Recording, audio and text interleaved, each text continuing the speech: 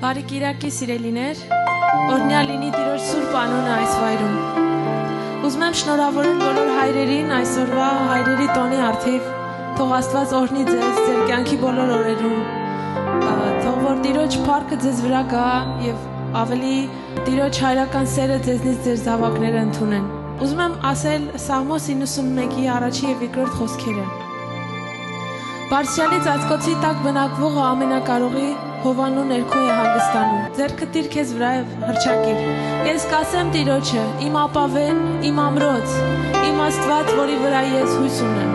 Շնորհակալ ենք Տեր, որ չար օրում մեզ պահում ես եւ շնորհակալ ենք, որ քո ուրախությունը մեր զորությունն է։ Թող հավիտյան օրհնյալ լինի քո սուրբ անունը այս վայրում եւ ամենուր։ Հիսուս Քրիստոսի անունով աղոթեցինք։ Ամեն։ Եկեք միասին Տիրոջը նոր երգով մեր սրտի ամբողջ օրհնությունով մեծարենք ու փառաբանենք։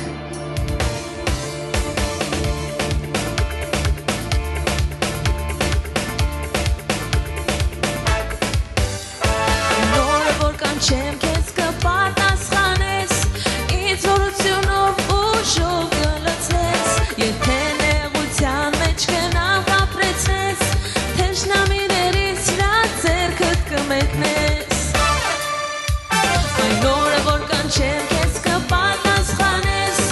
ինձ զորությունով ուժով կլցնես, եթե նեղության մեջ կնավ ապրեցնես, թշնամիներից վրա ձեռքդ կմեկնես։ Կգոհանամ քեզանից, սաղմոս քեզ կացեմ, կգոհանամ քո անունից, որ ինձ ես ողորմել։ Նորից եկեք, կգոհանամ քեզանից, սաղմոս քեզ կացեմ, կգոհանամ քո անունից, որ ինձ ես ողորմել։ Բարձր ես դու և տեսնում ես հատը, ու հավիտյան է քո ողորմությունը, աչքը կփրկե ինձ բարկությունից, ձեռքիդ գործը մի ձգիր քո երեսից։ Բարձր ես դու և տեսնում ես հատը, քո հավիտյան է ողորմությունը, աչքը կփրկե ինձ բարկությունից, ձեռքիդ գործը մի ձգիր քո երեսից։ Կգոհանամ քեզանից, սաղմոս քեզ կացեմ, կգոհանամ քո անունից, որ ինձ ես ողորմել։ Կգոհանամ քեզանից, սաղմոս քեզ կացեմ, կգոհանամ քո անունից,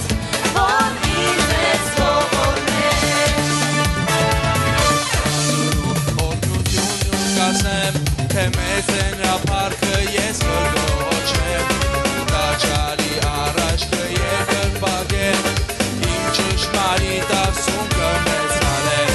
իմ ճանապարհում օրհնություն կասեմ, թե մեծ է նրա փառքը ես կգոչեմ, տաճարի առաջ կերկրպագեմ, իմ ճշմարիտ աղսուն ես կմեծարեմ։ Կգոհանամ քեզանից, սաղմոս քեզ կացեմ, կգոհանամ քո անունից, որ ինձ ես ողորմել։ Կգոհանամ քեզանից, սաղմոս քեզ կացեմ, կգոհանամ քո անունից, որ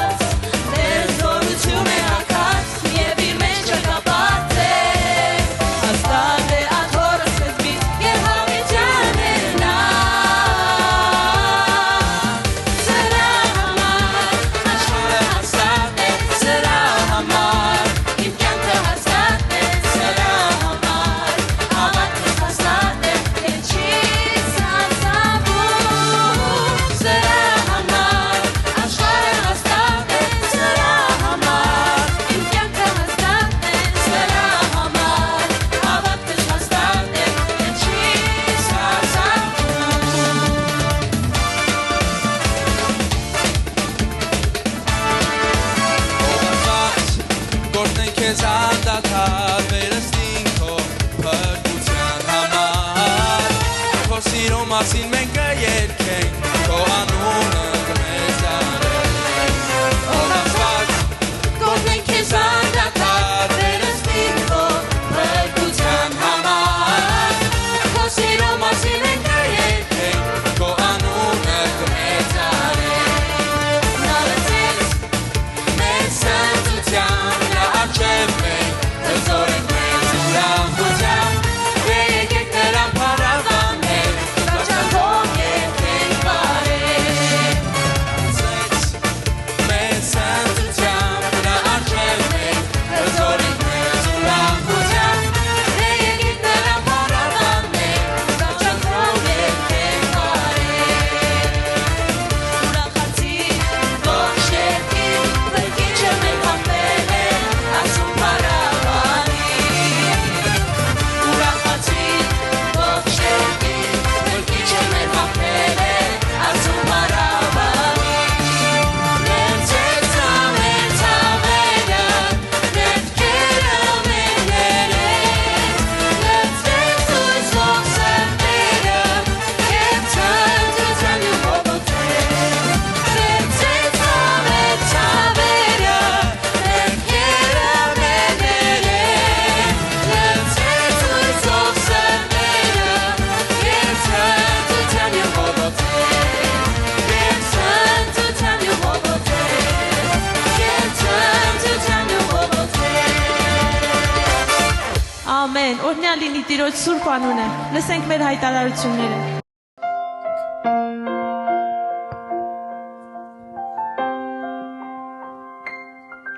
Աստծո սերը մեծ է շատ անսահման է ու անհոտ Աստծո սերը մեծ է աչք է օգնում է մնալ կանգուն Աստծո սերը մեծ է շատ անսահման է ու անհոտ Աստծո սերը մեծ է աչք է օգնում է մնալ կանգուն Աստծո սերը մեր հոգին է ջերմացնում Աստծո սերը հավիտյան կյանք է շնորհում Աստծո սերը մեր հոգին է ջերմացնում Աստծո սերը հավիտյան կյանք է շնորհում Եկեք մեր սրտերը պատրաստենք Տիրոջը մեծարելու Շնորհակալ ենք Տեր քո ներկայության համար Շնորհակալ ենք որ այստեղ ես Տեր Շնորհակալ ենք Տեր որ եկել ես որ մեր երկրպագությունը լսես Տեր մեր սրտից ելած ամեն մի խոսք այստեղ Տեր մենք ուղղում ենք միայն քեզ Խնդրում ենք Տեր որ մեզ տաս այն հոգին որով քեզ հաճելի կլինենք որ մեզ տաս այն հավատքը որը քո ցանկությունն է Տեր շնորհակալ ենք քո բոլոր հրաշալի ծրագրերի համար Շնորհակալ ենք որ մեզ համար ունես ապագա եւ հույս Մենք հավատքով բռնում ենք Տեր քո խոսքը Մեծարում ենք քո սուրբ անունը Տեր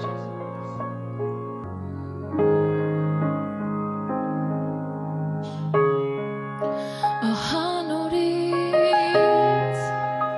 ձեռքերիդ մեջ է ամբողջը իմ Տեր քոն է հանգիստը իմ քո հոգու մեջ է ողջ կյանքը իմ քոն է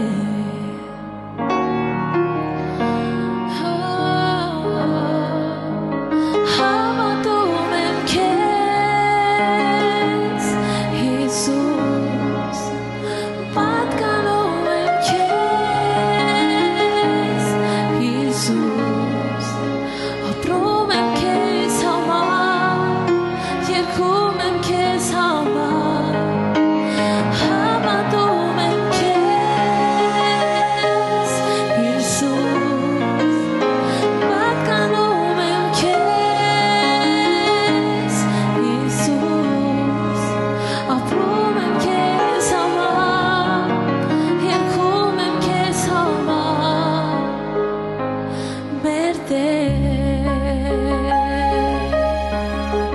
Դարձի երկի Քեզ հետ եմ ես Ուր որից անես Նեղ ճանապարհներով Վստահում եմ Քո շավիներ Խոստումներիդ մեջ Պիտի ապրեմ հավերժ Հավիտյան Հավատում եմ քեզ Հիսուս Պատկանում եմ քեզ Հիսուս Ապրում եմ քեզ համար Երգում եմ քեզ համար Հավատում եմ քեզ Հիսուս Պատկանում եմ քեզ Հիսուս Ապրում եմ քեզ համար Երգում եմ քեզ համար Թող դալիճ երկի Հավատում եմ քեզ Հիսուս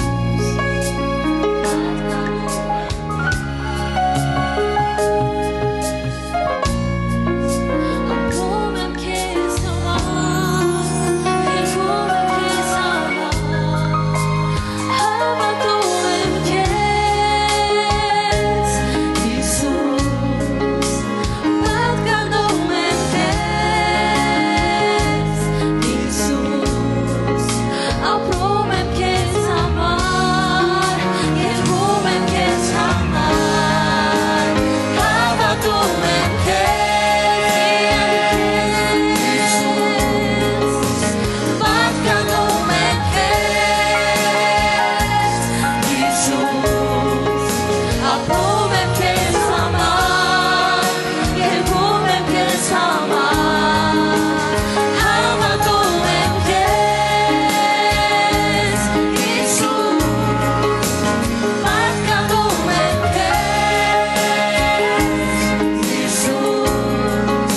Ապրում եմ քեզ համար Երգում եմ քեզ համար Հալելույա Նորից երկի Հավատում եմ քեզ Հիսուս Պատկանում եմ քեզ Ապրում եմ քեզ համար Երգում եմ քեզ համար Հավատում եմ քեզ Հիսուս Պատկանում եմ քեզ Հիսուս Ապրում եմ քեզ համար Երգում եմ քեզ համար Իմ Տեր Երգում եմ քեզ համար Շնորհակալ ենք Տեր Շնորհակալ ենք քո ներկայության համար Հալելույա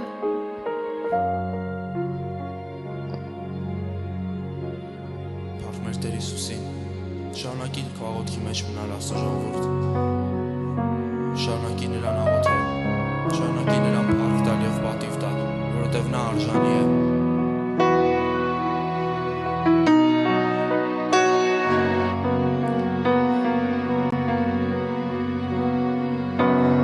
Արժանի է Գառնասո Սուրբ է նա Մենք երգում ենք քեզ մի նոր երգ ողորմած Աստված նորից ասենք արժանի է Գառնասո Սուրբ է նա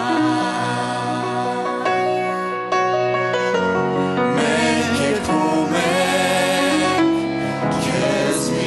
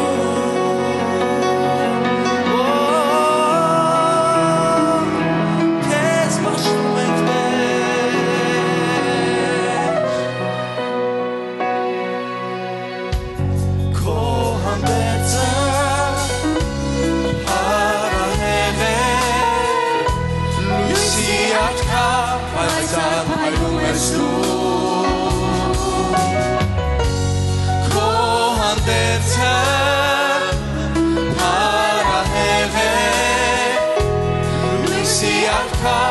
պայծառ փայլում ես դու ողջորությունը փառքը եւ օրհնությունը քեզ ամենաստեղծ արքա փառքես ողջորությունը փառքը եւ օրհնությունը քեզ ամենաստեղծ արքա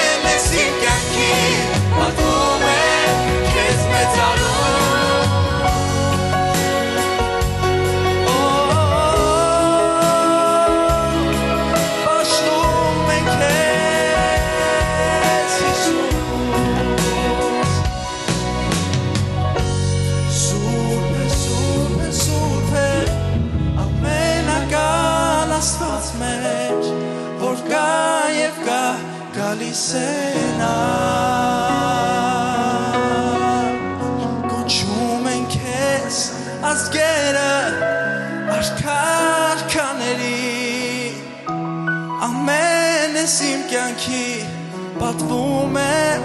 քեզ մեծարում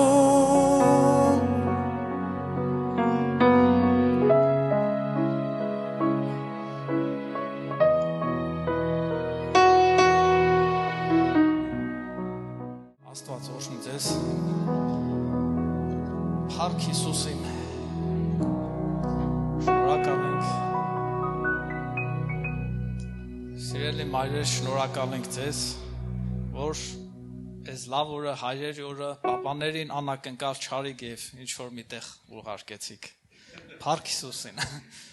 Ես հույս չունեի որ պապաները այսօր կեղնեն որտեվ մամաները միշտ անակնկալ են անում Բայց փառք Տիրոջը։ Գիտեք, կանած երբ որ երգը մենք պաշտամունքի մեջ մի կարևոր բան կար մեջս, որ Աստված հայրերի հայրն է, չէ՞, եւ արժե որ մանավանդ այսօրը թե մարդկության հայրության օրն է, բայց Աստված մեր ամենամեծ հայրն է եւ պետք է որ իր տան մեջ լինենք այսօրը։ Եվ Տերը ձեզ օրհնի, որ ներկա եք Աստծո ժողովուրդ։ Ես երբ որ փոքր էի, երևի 2-3 տարեկան կամ ավելի փոքր կամ մի քիչ մեծ, հիշում եմ, որ ամեն շաբաթ եւ կիրակի իմ հայրս միշտ գնում էր իր հորտուն եւ ինձ էլ իր հետ տանում էր։ Տենց շաբաթ կիրակի չկար, որ հորտուն չգնար, բացառված էր։ Եվ դա ինձ լավ օրինակ է, որ ես մեծացա եւ միշտ իմ հորտուն պետք է գամ, այսինքն երկնավոր հորտունը, որ եկեղեցին է եւ իմ երեխեքը ինձ հետ միասին եւ լավ օրինակ է պապաներ Փառք Հիսուսին, պետք է սովորենք Աստծո տանից չբացակայենք։ Այսօր այս բաժինը մեր նվիրատվության բաժինն է, բայց կուզեմ շեշտը դնենք այսօր ունեցվածքի մասին, թե ինչ է խոսում Սուրբ Գիրքը ունեցվածքի մասին։ Ինչքան կարևոր է, որ սովորենք ճիշտ վերաբերմունք ունենալ այն ունեցվածքի հանդեպ, որ Աստված մարդուն տալիս է։ Մի հրաշալի պատմություն կա Հիսուսը, որ ներկայացնում է Սուրբ Գրքի մեջ, բոլորդ գիտեք, մի հարուստ պատանու մասին է։ Երբ որ նայեցի 3 ավետարանների մեջ տարբեր ձևով է ներկայացնում այս պատանուն։ Միտեղ ասում է պատանի, միտեղ ասում է մարդ, միտեղ ասում է իշխան։ Չգիտեմ ինչի է այդպես, բայց ուրեմն մի բան կա, չէ՞։ Երբեմն մարդիկ ինչ որ ունեցվածք են։ Ղուկաս ավետարանը ներկայացնում է որպես իշխան։ Մատթեոս ավետարանը ներկայացնում է որպես պատանի, որ հարուստ էր։ Մարկոսը ներկայացնում է որպես մի մարդ, որ էլի հարուստ էր։ Ինչի են սրանք կարևոր Աստծո ժողովուրդ։ Երբեմն մարդիկ ունեցվածքներ են ձեռք բերեն, որ դրա համար չեն աշխատում։ Օրինակ պատանիները եւ Ամերիկայում շատ պատաններ կան, որոնք չեն աշխատել, բայց ինչ որ հարստություններ ձեռք են բերել եւ ժառանգել են։ Կամ մարդ, որ ուղղակի հարուստ է, հարստություն ունի, կարող է հնարավոր աշխատել, ինչ որ ջանքեր ներդրել կամ իշխան, որ ասում էլի հարուստ էր, որ Ղուկաս ավետարանն է ներկայացնում։ Այսինքն, երբ որ նայում ենք իրականության մեջ իշխանը ինքը մենակ չէր կարա իշխան եղներ, իր հետ հաստատ ուներ ծառաներ, հաստատ ուներ թիկնապաներ, որտեղ ինքը շատ հարուստ էր։ Գիրքն ասում է, որ շատ հարուստ էր։ Եվ այս հարուստ մարդը շատ ունեցված է ստացվածքներ ուներ։ Ով գիտի, արտեր ուներ, այգիներ ուներ, երևի անտառներ ուներ, չգիտենք, շատ բան ուներ։ Հաստատ ծառաներ, աղախիններ, որտեղ այն ժամանակ երբ որ ամուսնանում են, որպես բաժինք կնոջ հետ աղախիններ էլ են ուղարկում։ Բայց այս մարդը, երբ որ նա կարդում ենք իր պատմությունը, պատվիրաններն է կատարում էր։ Չէր գողանում, չէր սպանում, չէր շնանում, չէ։ Եվ ինչ ա եղնում, բայց իր ներսը դատարկություն էր զգում։ Ինչ որ մի բան պակասիր։ Եվ գալիս է Հիսուսի մոտ եւ ասում է. «Ինչ անեմ, որ հավիտենական կյանքը ունենամ»։ Այս մարդը արդար մարդ էր, բարի մարդ էր, մենակ հարուստ չէր։ Այդ ամեն ինչի հետ հեշտ չի այդքան մաքուր եղներ, չէ՞։ Այդ հարստության հետ այսօրվա աշխարհի հարուստները նրանք հաստատ արդար ճանապարհով հարստություն ձեռք չեն բերում։ Բայց այս մարդը պատվիրանքներն է կատարում էր, բայց միևնույնն է հնարավոր է եկեղեցի էր գնում, չէ՞, տաճար էր գնում, զոհաբերություններն անում էր, բայց դատարկություն կար։ Եվ ի՞նչն էր իր խնդիրը։ Հիսուսը ասեց հետևյալը. «Գնա ունեցածը ծախիր, տուր աղքատներին եւ իմ հետևից արի»։ Այս մարդը հետաքրքիր է, որ սկզբի քայլը մոտեցավ հետևյալ ձեր. «Բարի վարդապետ, ինչ անեմ»։ Բարի վարդապետ դիմեց։ Եվ Հիսուսն ասեց. «Ինձ ինչ ես բարի»։ Գիտեք, այսօր շատերը կան, այդ ձև չէ, փորձում են Հիսուսի մոտ ներկայանան որպես, չէ, շողոքորթ են, սիրաշահ են Հիսուսին, չէ։ Ինչ անեմ, որ հավիտենական կյանքը, բայց մարդու կյանքի մեջ երբեմն ունեցվածքը կամ ստացվածքը կապանք կարա եղնի։ Եվ այս մարդու կյանքի մեջ հենց իր ունեցվածքը իրեն համար կապանք էր, թե վատ բան չէր, բայց իր սիրտը կապված էր իր ունեցվածքի հետ։ Եվ դա խանգարում էր, որ ինքը թեև հարուստ էր, ունեցվածք ուներ, եկեղեցու մեջ էր, պատվիրանքները կատարում էր, բայց հավիտենական կյանքը զգում էր, որ ներսը չունի։ Գիտեք, մենք ինչպիսի վերաբերմունք ունենք մեր ունեցվածքի։ Աստված տա բոլորոդ այս մարդու պես եւ ավելին հարստություն ունեցվածք ունենաք, բայց Գիրքը զգուշացնում է, որ ձեր սիրտը չկապեք հարստությունների հետ, ունեցվածքների հետ, ձեր սիրտը մեր սրտին պետք է զգուշություն անենք Աստծո ժողովուրդ։ Եվ Հիսուսը առաջարկեց, ծախիր տուր աղքատներուն երկնքին գանձ կունենաս, ասինքն այդ ծախածը չի կորչեմ, երբ որ նվիրում ես աղքատներին, նույնա թե Տիրոջը նվիրես, եւ նույնա թե երկնքում հավաքվի քո ունեցածը։ Եվ արի իմ հետևից, եւ մարդ ասում է խիստ տրտմած գնաց, որովհետեւ շատ ստացվածք ուներ։ Տրտմեց, այդ կապանքին կպավ, Հիսուսը կպավ այն տեղը, որտեղ մարդու սիրտը կպած էր։ Ինչն էր այս մարդու ամենամեծ խնդիրը, սա էր, որ Աստծուն բաժին չհանեց։ Այս մարդը իր ունեցվածքից չկայացավ Աստծուն բաժին հանե, եւ դա իրեն համար ինչ եղավ, իրեն համար կործանման պատճառ եղավ։ Եվ Հիսուսն ասում է, որ անհնարին է մի մարդ, հարուստ մարդը Աստծո թագավորությունը մտնի, եւ ասում աշակերտները խիստ զարմացան եւ ասին,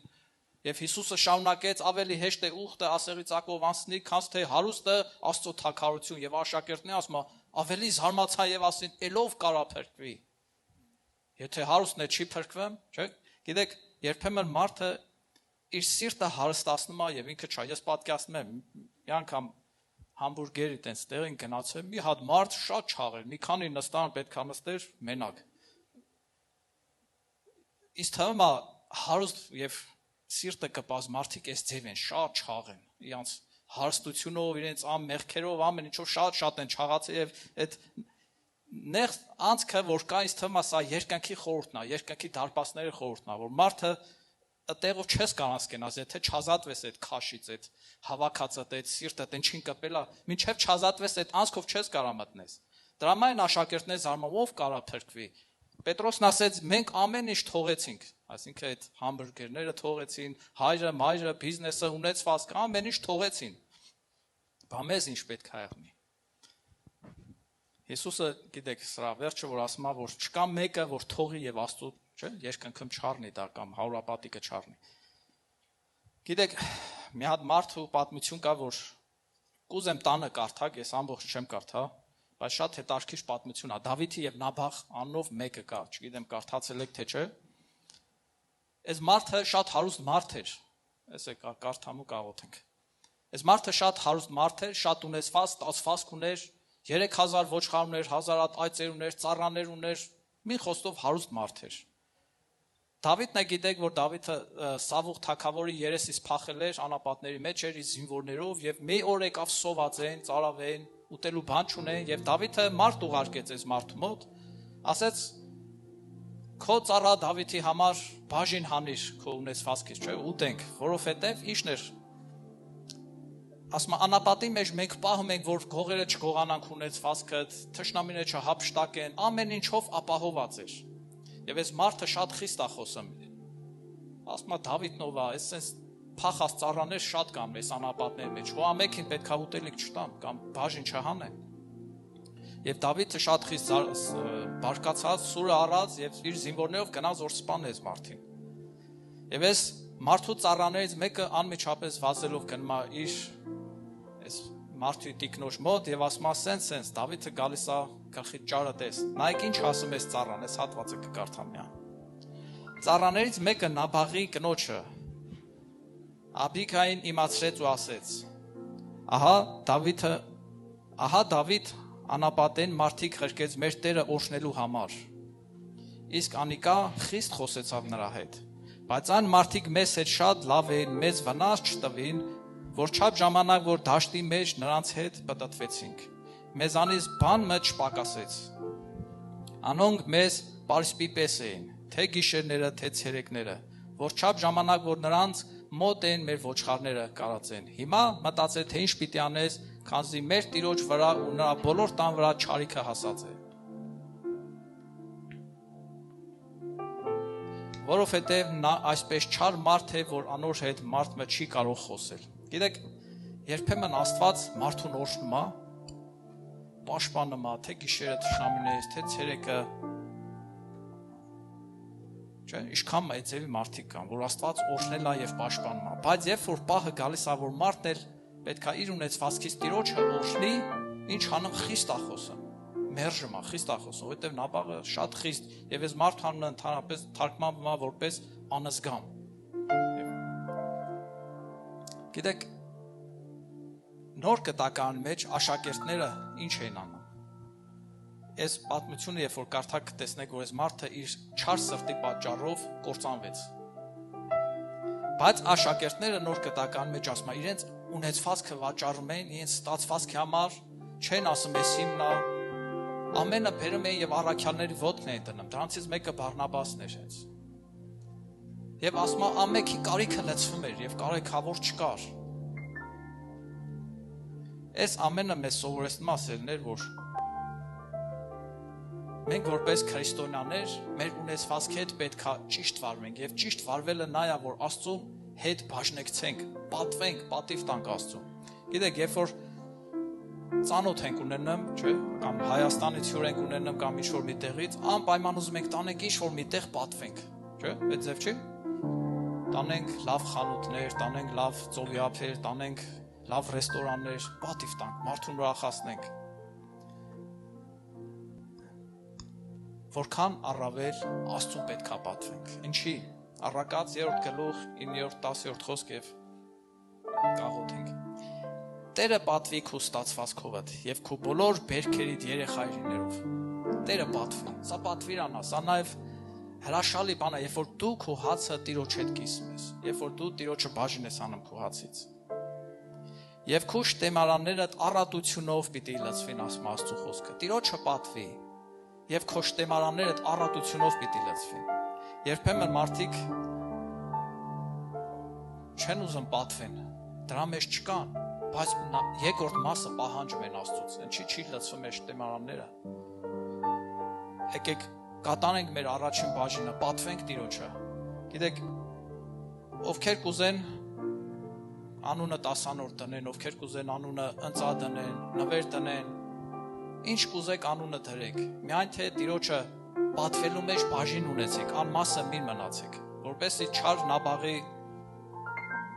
օրը մեր գլխին չկա Աստծո շնորհ։ Տերը ձեզ օրհնի, թող Աստված ձեզ առատապես օրհնի, եւ ինչ որ անենք Տիրոջը սրտանց անենք եւ Տերը ձեզ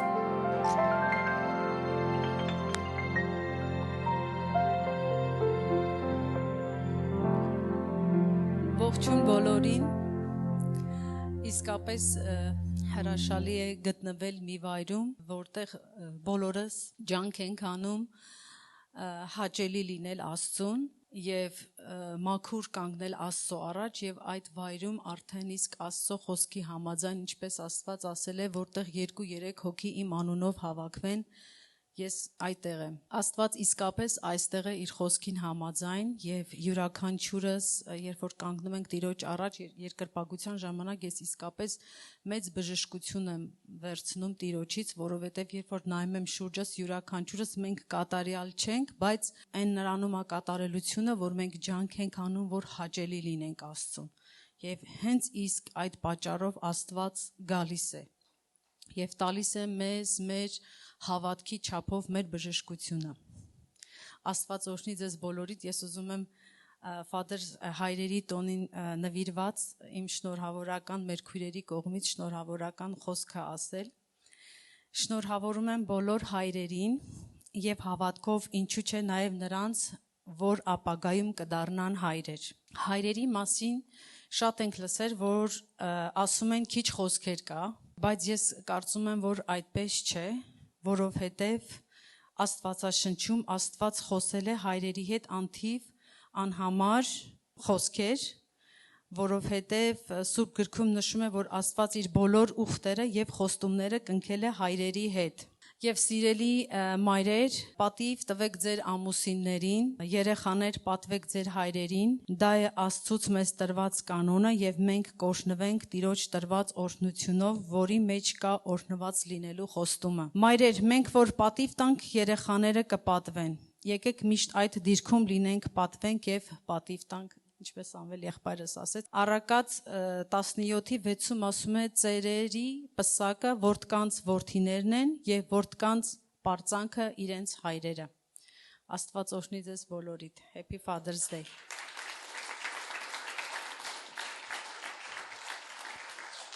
Փառք Տիրոջը, ողջույն սիրելի եկեղեցի, օրհնում ենք ձեզ մեր սիրելի Փրկչի Տեր Հիսուս Քրիստոսի անունով եւ այսօր կրկին հրաշալի առիթ է Աստծո ներկայության մեջ, Տիրոջ տան մեջ լինել եւ հատկապես թույլ տվեք ես որպես նույնպես որպես հայր ուզում շնորհավորել իմ սիրելի եղբայրներին, հայրերին եւ Աստված թող օրհնի ձեզ սիրելիներս։ Եկեք սիրելի քույրեր, կարող եք եղբայրների հայրերի համար լավ ծափահարություն տալ։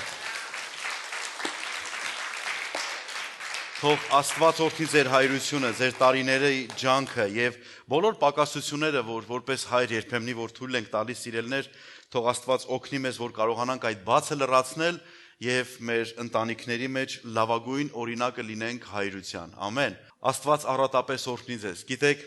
մեզ համար օրհնություն է կոչվել հայր, սիրելի հայրեր, խոսքս ձեզ է վերաբերում, որովհետեւ սա մեծ պաշտոն է եւ պատասխանատվություն է ամբողջական առումով, որ մենք որպես հայրեր պետք է կարողանանք մեր ընտանիքի անդամների նկատմամբ ցույց տանք այն բոլոր ապրումները, մեր էմոցիաները, մեր բոլոր նվիրական կյանքը, որը որ պետք է բխի դեպի մեր զավակները։ Դա պարտավորեցնող է մեզ յուրաքանչյուրիս, որ մենք կարողանանք մեր հոգևոր կյանքի մեջ ձեզ փոխանցենք այն բոլոր ոչ միայն ֆիզիկական, այլ նաեւ հավիտենական գծերը, այն բաները, որոնցով որ Աստված գեղեցկացնում է մեր կյանքը։ Ամեն։ Տեր օրհնի ձեզ սիրելիներ։ Այսօր մի խոսք, որ սրտումս կա եւ պիտի փոխանցեմ ձեզ, վերնագրել եմ այսպես. Որդիների սիրտը դեպի հայրերը։ Սա պատահական խոսքեր չեն, սիրելիներ, այս խոսքերը վերցված են Մաղաքիա մարգարեությունից եւ ուզում եմ ձեզ համար ընթերցեմ այս խոսքը եւ սրա վրա կկառուցեմ եւ հետո կանցնենք մեկ այլ հրաշալի օրհնության։ Մաղաքիա մարգարեություն 4-րդ գլուխ 5-6 համարներն այսպես է ասում. Ահա ես կուղարկեմ ձեզ համար Եղիա մարգարեն, Տիրոջ մեծ եւ ահեղ օրը գալուց առաջ, եւ նա պիտի դարձնի հայրերի սիրտը դեպի որդիներին եւ որդիների սիրտը դեպի իրենց հայրերը, որ միգուցե ես գամ եւ երկիրը զարկեմ անեծքով։ Կարծես թե մարգարեն Մաղաքյան, որը համարվում էր 5 կտակարանյան վերջին մարգարեն, որի գրվածքներով վերջանում է 5 կտակարանը, մեծագույն փափակ կար Աստծուց, որ հայրերի սրտերը վերադարձվի որդիներին եւ որդիներինն էլ դեպի հայրերը։ Սա նշանակում է, որ որդիների սիրտը կարող է կոտրված լինել հայրերից։ Սա նշանակում է, որ հայրերի սիրտը կարող է կոտրված լինել որդիներից։ Այսօր մենք աշխարհում շատ ենք տեսնում այս դեպքերը, սիրելիներ։ Հայրերը կոտրված են որդիներից, նրանց վարքերի պատճառով, որդիների սիրտը կոտրված է հայրերից, նրա վարքերի պատճառով, եւ տեսնում ենք, որ մի ընտանիքի մեջ, մի տան մեջ, երբ որ երկու տարբեր բևեռներ են, չեն կարող աճել խաղաղության եւ սիրո մեջ։ Այսօր տեսնում ենք աշխարհը որփության մեջ է։ Սա 21-րդ դարի ամենամեծ չարիքն է։ Հավատացնում եմ ձեզ սիրելիներ, պատերազմները չեն ամենամեծ չարիքը։ Հավատացնում եմ սովերը չեն, աղետները չեն, ցունամիները չեն, ոչ մի բան ավելի մեծ աղետ չի պատճառում մարդկությանը, քան որփությունը։ Մարդիկ, որոնք որ կորցնում են իրենց ուժ տվողին, նրանց, ով որ կարող էր կանգնել իրենց կողքը, բարձրացնել տկարության ժամանակ, քաջալերել, երբ որ նրանք ընկած են։ Մենք այսօր շատ ենք տեսնում դա սիրելիներ աշխարհում։ Կան մարդիկ, որոնց որ հայրերի անուն է տալիս վատ են զգում։ Ինչու՞, որովհետև հայրերից լավ բան չեն տեսել։ Այսօր երիտասարդներ կան, որ տեսնում ենք աչից ձախից, որ այս երիտասարդները այնքան միայնակ են, որ իրենց ինչ որ մեկը չկա, որ քաջալերի, բարձրացնի իրանց։ Աշխարհը ամեն ինչ անում է, որպեսզի ոտք դնի այս երիտասարդների վրա։ Բայց տեսնում ենք, որ Աստված այդ մտահոգությունը չունի, Աստված մեկ այլ մտահոգություն ունի, որպեսզի որդիների սիրտը դառնա դեպի հայրերը եւ հայրերի սիրտը դեպի որդիները։ Գիտեք, որոշ մարդիկ կարող են անգամ այսպես դող ապրել, երբ որ խոսում ես հայրության մասին։ Մենք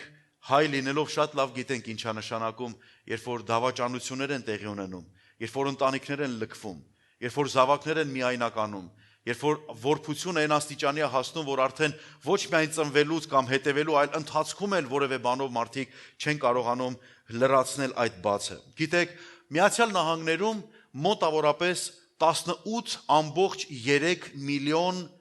երեխա կա։ Եվ որքան էլ ցավալի է, այս բոլորի, դրանցից 1/4-ը, այսինքն ներողություն ավելի բանով ասել, որ երեխաների, ամբողջ երեխաների, Միացյալ Նահանգների մոտավորապես 1/4 մասը անհայր է մեծանում։ Մեծանում են առանց հայրական խրատի, մեծանում են առանց հայրական դաստիարակության, առանց զորավիգի, առանց որևէ նեցուկ լինելու եւ ապրում են բախտի կմահաճույքով եւ գիտեք այդ երիտասարդներից շատերը, այդ երեխաներից շատերը մեծ հավանականություն կա, որ այդ երիտասարդության մոտ 25%-ը ամբողջ երիտասարդության այդ որբության մոտ 25%-ը հերու չէ, որ միանան դառնան թմրամոլ, ինչ որ խմբերի, ինչ որ հանցակազմների, դառնան համասեռամոլներ, դառնան ասես չարիք երկրի համար։ Դա շատ իրական եւ գիտեք, որ թեկուզ մենք մեր շուրջը նայում ենք ինչքան հոմլեսներ կան, չէ՞, ինչքան անտուններ կան։ Նրանցից հիմնական մասը անհայր մարդիկ են։ Հայրեր, որոնք որ չեն կարողացել իրենց պարտականության մեջ մնալ, հայրեր, որոնք որ չեն կարողացել իրենց զավակների կողքը լինել եւ նրանց ժամանակին դաստիարակել ու բարձրացնել։ Գիտեք, որ հոր բացակայությունը կարող է շատ հետևանքներ ունենալ երեխաների եւ հասարակության վրա։ Այդ թվում հանցագործություններ, որոնց 27.9%-ը դառնում են պոտենցիալ հանցագործներ այդ երեխաների։ Եվ ավելի հավանական է, որ նրանք կզենք կկրեն եւ թմրամոլներ կդառնան։ Հայր չունեցող ընտանիքները 4 անգամ ավելի հավանական է, որ նրանց երեխաները կմեծանան աղքատության եւ տնանկության մեջ, այսինքն հոմլես կարգավիճակում։ Ահա թե ինչ աղետ է բերում անհայրությունը։ Գիտեք, մենք չենք կարող աչք փակել, սիրելիներ, չենք կարող ասել դա մեզ չի վերաբերում։ Գիտեք, երբեմն նույն տան մեջ կարող են ապրել հայր եւ որդի, հայր եւ դուստր, հայր եւ մայր, բայց հայրը չկարողանա իր հայրությունը անել։ Նույն տան մեջ ապրելով կարող են ընդհանրապես իրենց գործը կամ պարտականությունը չանեն։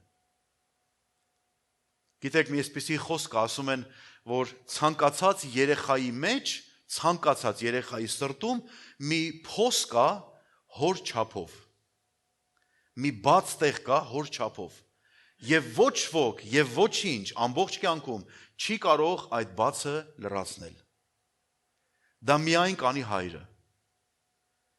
Ես տեսել եմ հայրեր, որոնք որ հեռու են մնացել իրենց զավակներից եւ տարիներ հետո միավորվել են, եկել են, տեսել են իրար, չեն ճանաչել, անգամ իրար հետ խոսել են, զրուցել են, չեն կարողացել հասկանալ, որ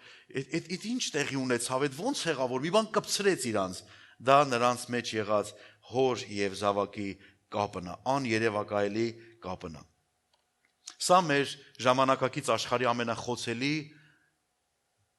իրավիճակն է, սիրելներ։ Գիտեք, որ մենք հայրությունը չենք ծնվում ու միանգամից այդ երեխա ունենալով դառնում հայր։ Հայրությունը պետք է սովորել։ Մեր մշակույթի մեջ հայրությունը չեն սովորում, գիտեք, հայրությունը առաջանում է եւ դա շատ նորմալ չի։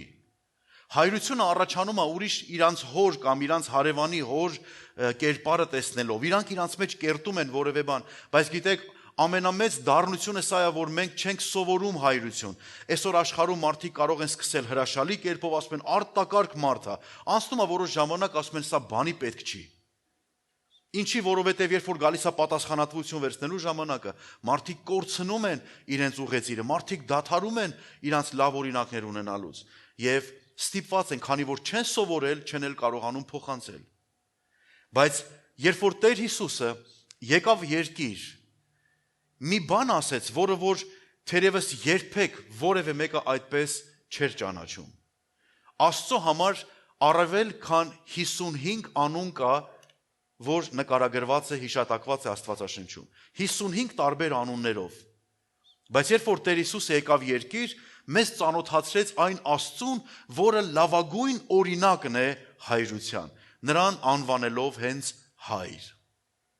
Դուք բոլորդ լավ գիտեք, երբ որ տերունական աղոթքը սկսում ենք, ինչպես ենք ասում, հայր մեր։ Ես շատ եմ սիրում այս աղոթքը, մանավանդ սերտողություն, երբ որ անում եմ հայր մեր, սա առաջինը քո որդիական ճանաչումն է նրան, որը որ քո հայրն է, նա է, որից դու ստեղծվել ես, ծնվել ես։ Երկրորդ ասում եմ մեր, դու էգոիստ չես մեծանում։ Այսօր շատ մարդիկ էգոիստ են մեծանում։ Իրանց հայր լինելը ուղղակի հայր, որպես Աստծուն, իմ Աստվածը, իմ հայրը, իմը, հայր մեր, Հիսուսը չասեց իմ հայր։ Ինքը խոսում էր մեր հոր մասին, որ իմ հայրը կարող է ունենալ ձեզ նման շատ հրաշալի զավակներ։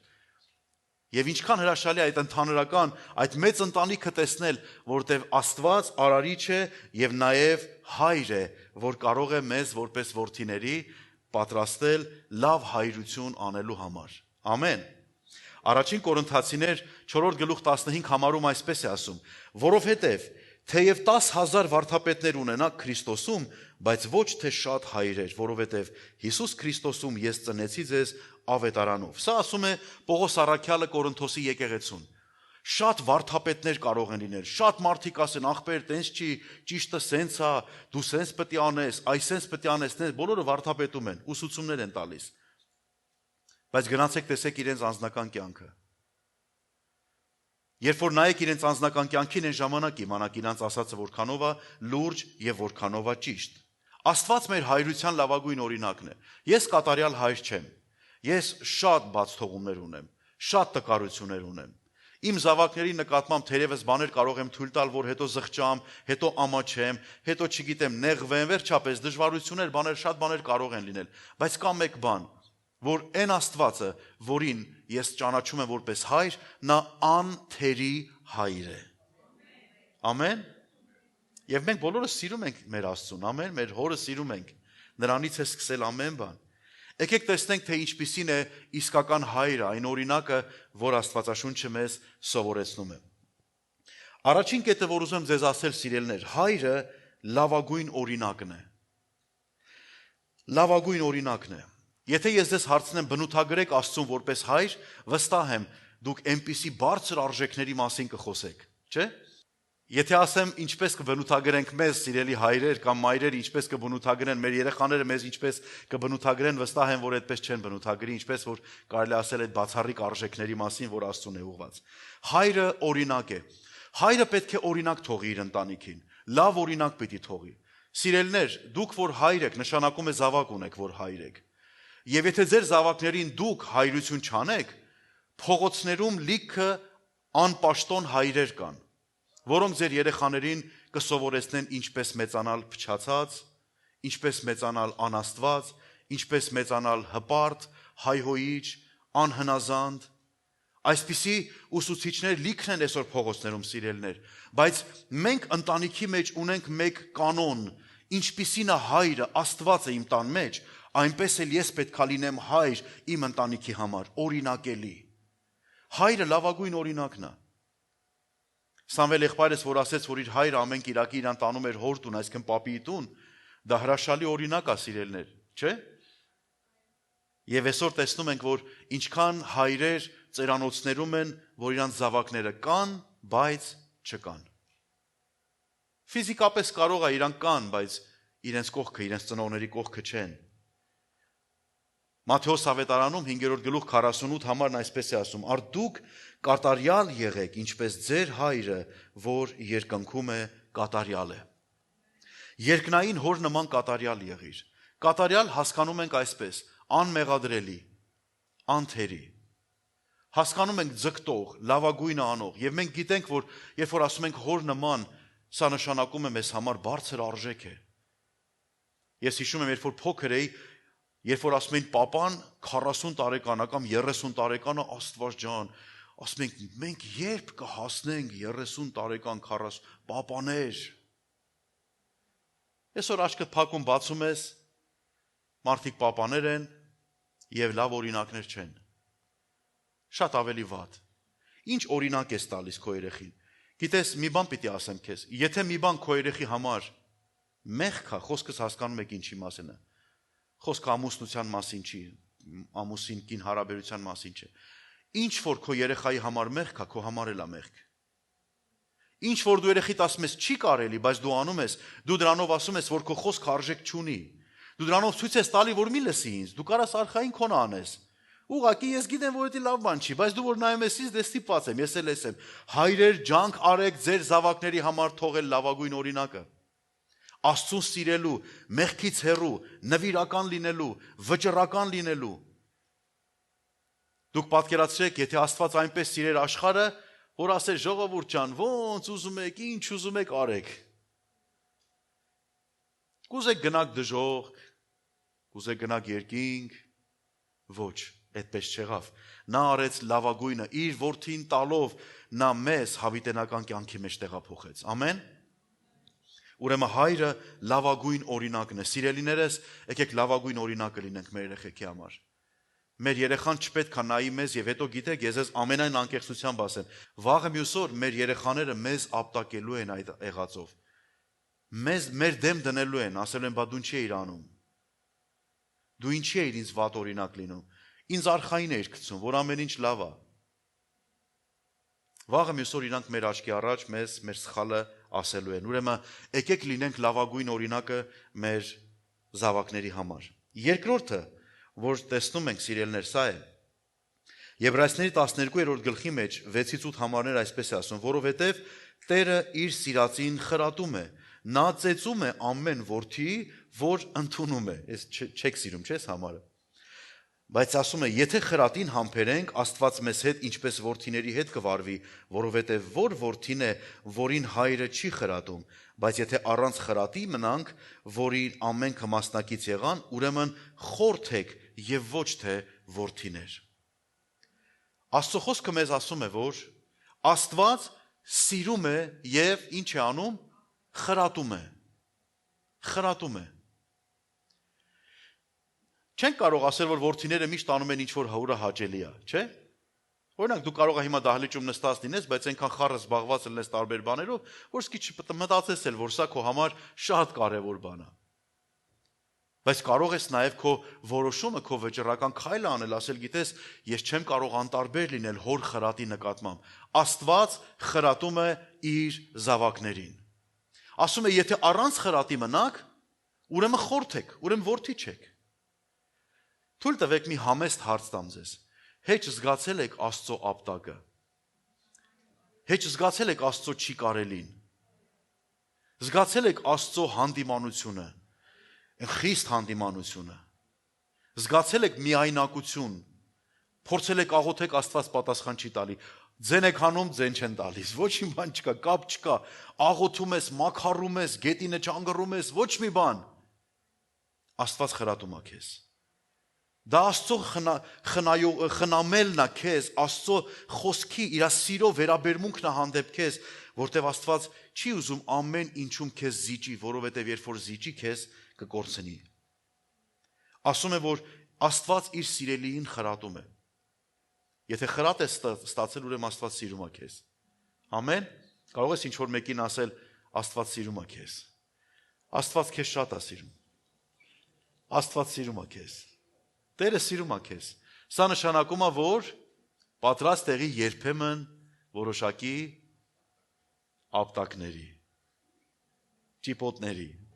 Աստված մեզ չի իջնում վերևից այսպես ձեռով ապտակում, թույլ է տալի իրավիճակներ, խնդիրներ, որ մենք դրանց ենք բախվում, բայց սերը շարունակում ենք պահել մեր հոր նկատմամբ։ Ամեն։ Առակաց Առաջի գլխում 8 եւ 9 համարներ այսպես է ասում. լսիր որդիս կամ որդյակս քո հոր խրատը եւ մի մերժիր քո մոր հրահանգը, որովհետեւ դրանք շնորհքի պսակ են քո գլխին եւ մանյակներ քո պարանոցին։ Լսիր եւ մի մերժիր։ Երբ որ քեզ խրատում են, մի մերժիր, որովհետեւ խրատը մեզ բերում է հնազանդության, իսկ հնազանդությունը միշտ պարգևատրում ունի։ Հնազանդությունը միշտ դրական արդյունք ունի։ Հնազանդությունը միշտ բերում է աստվածային օրհնություններ մեր կյանքի մեջ, սիրելներ։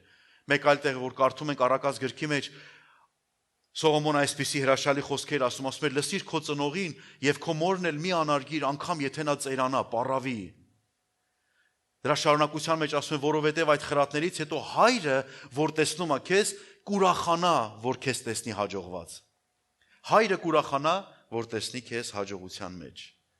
Մեկ ուրիշ բան, որ կարող ենք ասել, ինչ է անում հայրը։ Հայրը աշխատում է, հայրը գործում է։ Վստահ եմ, որ այս երկրում չի կարող հայրը չգործել, բայց տեսնում ենք, որ շատ հայրեր միայն փողի համար են աշխատում, բայց իրանց ընտանիքի համար չեն գործում։ Ընտանիքները կարող են կորսվել, երեխեքը կարող են կորսվել, բայց մարդիկ միայն հասցնենք բիլը, հասցնենք այս բայերեխեն։ Ես հիշում եմ մի երիտասարդ աղջիկ կար, երբ որ խոսեցինք, սա Հայաստանում էր մոտարապես 20 տարի առաջ, մի քիչ կարող ավել։ Երբ որ խոսում ենք իր այդ ամուսնության մասին, իր ամուսնացել էր, բայց շատ ահավոր ամուսնու հետ, հենց որ ամուսնացան այդ օրվանից եկեղեցի չեկան։ Եվ գիտեք ինչ էր, ասում եմ հարցնում, ասում եմ, ուր ես, այ աղբեր ջան, դու այնքան նվիրական քրիստոնյա էիր, այնքան էր սիրում Աստծո ներկայությունը, քեզ տնից զորով ենք դուրս հանում, եկեղեցուց զորով ենք դուրս հանում, այդքան որ դու նվիրական կյանք էիր ապրում։ Դե ասում եմ, գիտես ինչ աշխատում եմ, դե չեմ անում, պետք է հասցնեմ, ասում եմ, ոչ էլ երեխա ունես։ Այդ ինչն ես ուզում հասցնես։ Երբ որ կնոջը հարցրի, գիտեք կին ինչ պատասխանեց։ Ասեց արտակ եղբայր ասեց։ Բա ասեց ինչ այ, բա որ ես երեխա ունենամ։ Ու այդ երեխեն, ասեմ 20 տարի առաջ ավել։ Բա որ իմ երեխեն սնիկերս ուզի, ես ասեմ չեմ կարող առնեմ։ Ասեմ ինչ ես կորցրել, ինչ ես գտնում։ Ինչի՞ մա դու 20 տարի առաջ խոսում ես, որ դու երեխա չունես, բայց խոսում ես, որ երբ որ երեխա ունենաս, գնաս մարդի ունենաս, որդի, գտակը Պոպոս, անունը Կիկոս։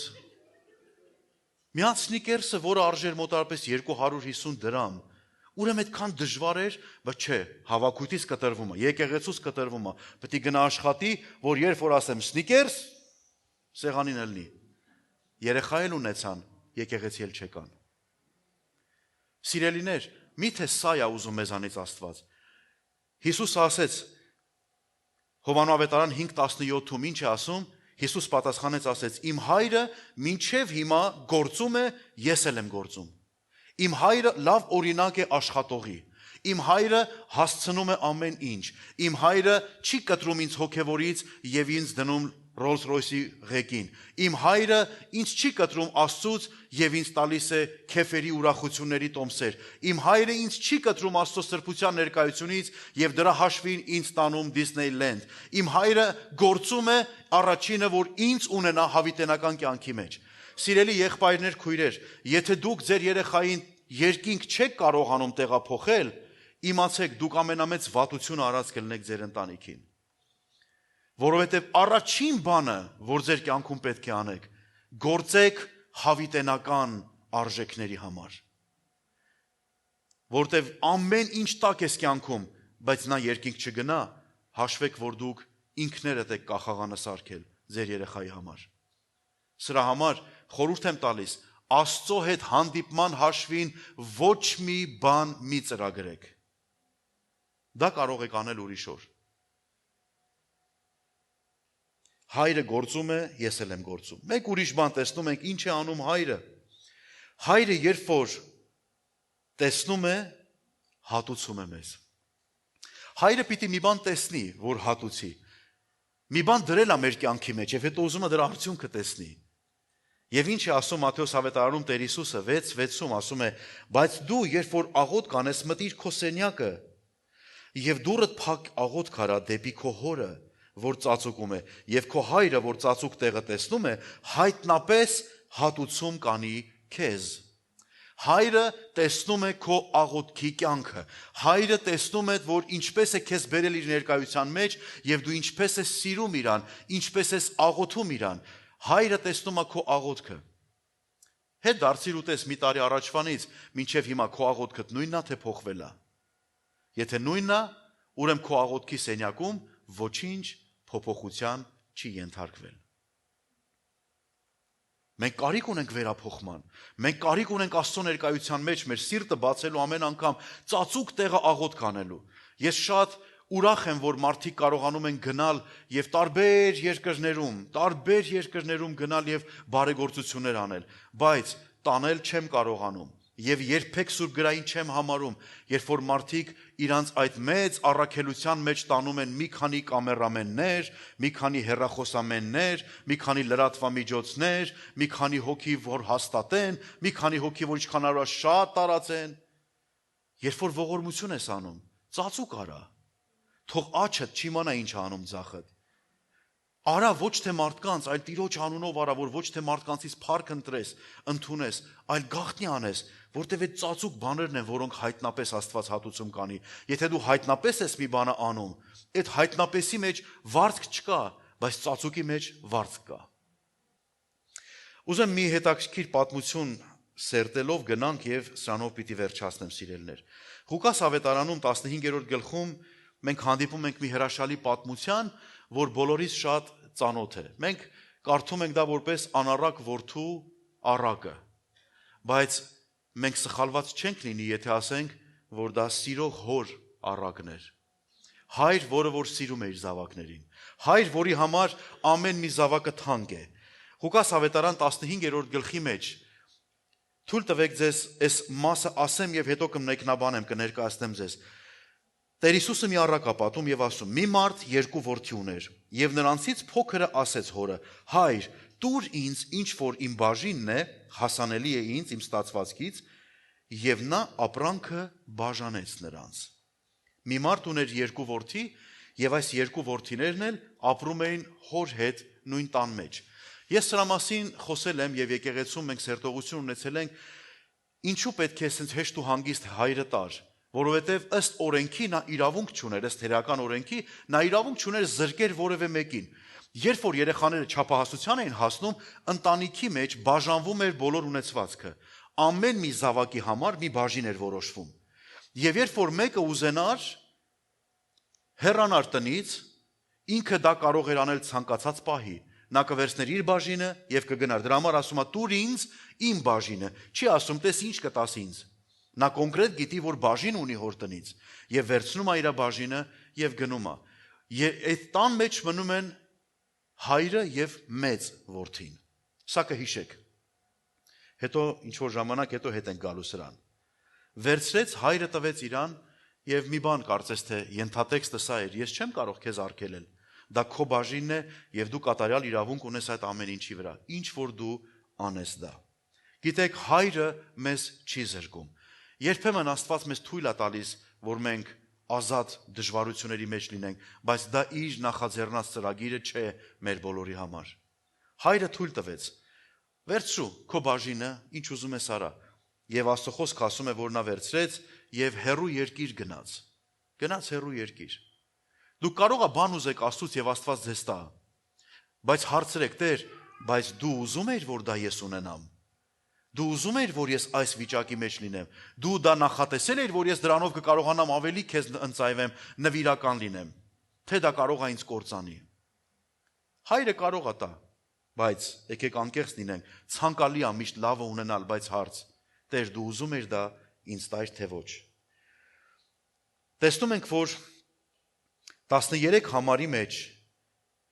գրված է, որ շատ օրեր չանցած այս փոքր որդին ամեն բաները հավաքեց հեռու երկիր գնաց եւ այնտեղից իր ստացվածքը վատնեց անառակ ապրելով։ Եվ երբ որ բոլորը վերջացրեց, սաստիկ սով եղավ այն երկրում եւ ինքն էլ սկսեց չքավորել։ Ինչքան հորից հեռու, այնքան չքավոր։ Հոր ներկայության մեջ չքավորություն չկա։ Ինչքան մարդ Աստծուց հեռանում է, մի մտածեք, որ դուք կորչնվեք, սիրելիներ։ Ինչքան դուք Աստծուց հեռանաք, Աստված տա, որ այդպիսի բան երբեք չլինի ձեր որևէ մեկի հետ։ Ինչքան որ դուք հեռվանաք Աստծուց, այնքան աղքատությունը, չքավորությունը, արտաքին ու ներքին չքավորությունները կսկսեն դրսևորվել։ Ինչ որ ժամանակ դու լավ կզգաս, օ ինչ լավ է, դե նորմալ է, կարծես ամեն ինչ լավ է ինձ մոտ։ Բայց որոշ ժամանակ հետո գրված է, երբ որ ծախսեց, երբ որ մենք էլ մեր հոգևորությունը ինչ որտեղ ծախսում ենք, կամաց սկսում ենք զիջել մեղքերին։ Դե դեն չէ, դե մենք քանի ժամանակ շատ խիստ ենք նայել։ Հիմա մի քիչ ավելի մեղմ, հետո դե նորմալ է, օքեյ է, դե հիմա էսենց է, վատ չի, դե հիմա տենում ենք արդեն մեղքի մեջ էլ չենք կարում դուրս գանք։ Կամաց մարդը կորցնում է իր ով լինելը եւ չքավորությունն է սկսում ապրել։ Հոր ներկայությունից դուրս միշտ կա այդպիսի վիճակ, սիրելներ։ Դատարկություն։ Չքավոր, աղքատ վիճակ։ Հայտնության գրքի մեջ ասում է դու մտածում ես հարուստ ես, չէ՞։ Ամեն բանի հասար, ամեն ինչ լավ է, բայց դու մի մոռացի, որ դու կույր ես, մերկ ես եւ աղքատ ես։ Եվ կույր ես։ Ցույց ենք տալիս ամեն ինչ լավ է, բայց ներսում մենք լավ գիտենք, որ ներսում չքավորություն կա։ Հետո տեսնում ենք շարունակությունը, այս երիտասարդը հորից հեռու ինչերի մեջ է ընկնում։ 15-րդ համար ասում է. եւ գնաց այն երկրի քաղաքացիներից մեկի մոտ մտավ եւ նրան ուղարկեց իր հանդը, որ խոզ արածեցնի։ Եվ նա ցանկանում էր իր փորը լցնել այն եղջյուրներով, որ խոզերը ուտում են, բայց ոչ ոք չէր տալիս նրան։ Հորից հեռու անվայել կյանք է։ Հեճեղել է, որ դուք զգաք մի բան ասեք, ես տեղ ինչ եմ անում։ Էս ինչի մեջ եմ։ Մի ժամանակ սիրում էի ներկայությունը, մի ժամանակ սիրում էի Աստծո խոսքը, մի ժամանակ սիրում էի հաղորդակցությունը սուրբերի հետ։ Ինչ որ մի օրենք փոխվավ իմ մեջ, ինչ որ մի բան սկսեց, որ արդեն ես անվայել տեղում եմ։ Ես հո լավ գիտեմ, որ ես լավ տեղում չեմ։ Այո, սիրելներ, հորից հեռու անվայել է։ Բաներ ենք անում, որ մեզ վայել չի, որպես քրիստոնյաների վայել չի։ Մի ժամանակ խիստ դրանց ջատագովն ենք, չպիտի արվի, մենք սենց սուրբ պիտի մնանք, բայց հետո կամաց տեսնում ենք, որ արդեն զիջել ենք մեր կարևոր կետերը։ Եվ այս անձն էլ գնացել էր խոզ արածեցնելու։ Գիտեք, խոզերը պիղծ կենդանի էր համարվում Իսրայելի մեջ։ Ըստ օրենքի պիղծ կենդանի էր, անմաքուր։ Եվ խոզերի համար շատ բաներ կա, անգամ դևերը, որ դուրս եկան, Հիսուսը դուրս հանեց, իրանք խնդրեցին, որ գնան խոզերի մեջ։ Հորից հեռու մնալ անվայել կյանքն է, նշանակում է ապրել պղծությունների հետ։ Հարավոտ աշկերտ բացում ես անմաքուր այդ պիղծ կենդանիներն են, հələ մի բան էլ մտածում ես դե եթե իրանց կարելի է, ապրում են, ուրեմն կարող է ինձ էլ է կարելի։ Ոչ, սիրելիս, քեզ չի կարելի։ Աշխարհի մարդկանց կարելի է, քեզ չի կարելի։ Քրիստոսով վերածնված մարդկանց չի կարելի։ Եվ այս անձը նույնիսկ ասում է ինքը ուզում էր, որ խոզերի ուտելիքը ուտեր, էդ էլ չէին տալի իրան։ Բայց տեսնում ենք, որ այս երիտասարդը իր կյանքը կարելի ասել փոփոխության էր պատրաստվում։ 17 համարն ասում է եւ ինքը իրեն գալով ասեց. Որքան վարձկաններ ունի իմ հայրը հացով լցված, եւ ես այստեղ սովամահ եմ կորչում եմ, վեր կենամ գնամ իմ հոր մոտ եւ նրան ասեմ. հայր, մեղ գործեցի երկնքի դեմ եւ քո առաջ, եւ այլևս արժանի չեմ քո որդին կոչվելու, ինձ վարձկաններից մեկի պես արա։ Հոր տան մեջ միշտ առատություն կա։ Ես պիտի անկեղծ լինեմ, սիրելներ, իմ կյանքում երբևիցե այդպես օրհնված չեմ զգացել ինձ, որքան Աստծո տան մեջ։ Միգուցե թեման իմ կյանքի հետ կապ չունի։ Միգուցե այդ օրվա նյութը ինձ ոչինչ չի ասում։ Միգուցե այդ օրը ես ինչ որ այդքան եսի մինչել չստացա, բայց մեկ բան գիտեմ, որ Աստծո աներևույթ օրենքը կատարեցի իմ կյանքում։ Որովհետև ես զգացի մի բան, որ Աստծո որդիների հետ, Մովսեսի համար գրված է, նա կարող էր պալատներում լիներ, վայելել իր պալատական կյանքը, փարավոնի կյանքը, բայց նա որոշեց Աստծո որդիների հետ չարչարվել։ Ես որոշեցի գամ եկեղեցի, իմ քույրերին, եղբայրերին տեսնեմ, թեև այդ օրը հատուկ բան տեղի չունեցավ, բայց մեկ բան գիտեմ, որ դա ուրախացրել է իմ հորը, լինել միաբանության մեջ, լինել Աստծո տան մեջ, եւ գիտեմ, որ Աստծո տան մեջ միշտ սեղան կա փռված։ Գիտեք, մի օր կգա, որ մենք այսպիսի առիթներ էլ չենք ունենա։ Ոնց որ COVID-ից առաջ։ Բոլորն ասում են, չէ, ախպերես, Ամերիկա է, մեծ երկիր, հնարավորությունների երկիր։ Մեր վարչապետը Հայաստանում ասել, պինցետով COVID-ը բան կանենք, չէ, կվերցնենք արանքներից, կարծես թե բաներ, էպիլյացիա պիտի անեն։ Բայց ինչ տեսանք, ամբողջ աշխարհը փակվեց։ Եվ մենք էլ այդ առիթը չունեցանք։ 2 տարի մենք ստիպված էինք ինտերնետների միջոցով մի կերպ մեր ժողովրդին ուտելիք հասցնենք, որ կարողանանք այդ ժամանակները ծանր ժամանակը անցկացնենք։ Հոր տան մեջ առատություն կա, գնահատիր հոր տունը։ Դու կգնահատես այս եկեղեցին այն ժամանակ, երբ որ Աստված չանի, Աստված հեռու տանի, երբ որ խոզերի կերը երանելի դառնա քո համար։ Ցավում եմ, բայց այսօր շատերին կարող եմ տեսնել, որոնք որ ասում են, ես չգնահատեցի այդ օրերը, որ ինձ տրված էր ազատ գալ, պաշտել եւ վայելել։ Եվ այս երիտասարդը ինքը շատ լավ գիտի, նկարագիրը գիտի իր հոր տան։ Եվ իմանալ դեռևս, որ հոր տան մեջ լավ բաներ կա, սա դեռ ամբողջը չէ, նա պետք է կոնկրետ գործողություն աներ, եւ 20 համարում գրված է. վեր կացավ եկավ իր հոր մոտ, եւ դեռ որ նա հեռու էր, հայրը տեսավ նրան, գութը շարժեց եւ վազեց նրա վզով ընկավ եւ համբուրեց նրան, եւ որդին ասեց նրան. հայր, մեղ գործեցի երկնքի դեմ քո առաջ եւ այլևս արժանի չեմ քո որդին կոչվելու։ Հայրը հերվից չկանգնեց, ասեց մոտ չգաս, տարել ես, մինչև չբերես տնես տեղը, մինչև ծնկաչոք չգաս ինձանից ու աղբորից հետ ու մնացածներից մամայից բոլորից ներողություն չխնդրես, այս շեմին ոտը չէ։ Հայրը սխալը երեսով չի տալի։ մեր պապան, մեր երկնային հայրը մեր սխալը երեսով չի տալի։ Ես տեսել եմ մարդկանց ասում են երես չունեմ գամ Աստծո առաջ, գիտես, լավ չի, որտեվ Աստված այդ երեսից չի նայում, որ այդ երեսդ պահես։ Աստված քո սխալը երեսով չի տալի։ Ինչ որ դու արել ես, ինչ որ մենք արել ենք սիրելներ, Աստված մեզ չի պատժում մեր անցյալի մեղքերով, նա պատրաստ է ներել Քրիստոսի արյամբ եւ լվացնել մեզ, որ այլևս այդ մեղքերը ու հանցանքները մեզ չուղեկցեն մեր մնացած կյանքի օրերում։ Ամեն։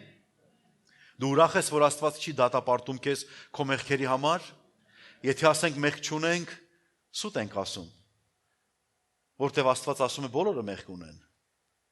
Այո, մեղքերը այնպես են, որ դրանք տարբեր իրավիճակում, տարբեր կարգավիճակում լինում են, գործվում են, բայց գիտենք, քանի դեռ Հիսուսի արյունը գործում է,